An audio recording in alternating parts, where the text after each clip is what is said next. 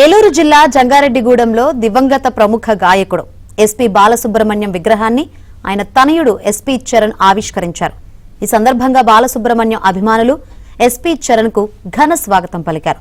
బాలసుబ్రహ్మణ్యం విగ్రహ ఆవిష్కరణకు వేలాదిగా అభిమానులు హాజరయ్యారు.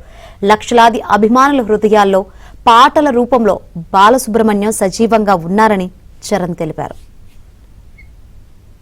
అట్లాంటిది ఒక ఎస్పీ బాలసుబ్రహ్మణ్యం నాకు ఒక సూపర్ మ్యాన్.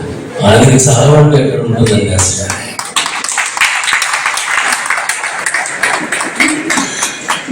మీరందరూ ఈ కార్యక్రమానికి నేను రావడం చాలా అదృష్టం మీరు భావిస్తుంటే నాకు అది దురదృష్టం అనిపిస్తుంది. ఎందుకంటే ఎప్పుడూ ఒక విగ్రహం మా నాన్నగారికి నేను ఎక్కడ పెట్టాలి అని లేకపోతే అది నేను చూడాలి అని ఊహించిన విషయం. అదంత ఆనందకరమైన విషయం కూడా కాదు. ఎన్నేళ్ళైనా కూడా ఇంతమంది అభిమానులు ప్రపంచవ్యాప్తంగా వారికి ఉన్నారు. వారి అభిమానం ఇలా చూపించుకుంటున్నారు. ఏమేమో మాట్లాడాలని అనుకున్నాను, కానీ ఒక స్క్రిప్ట్ లేదు. ఏమో స్క్రాంబుల్గా వెళ్తున్నది.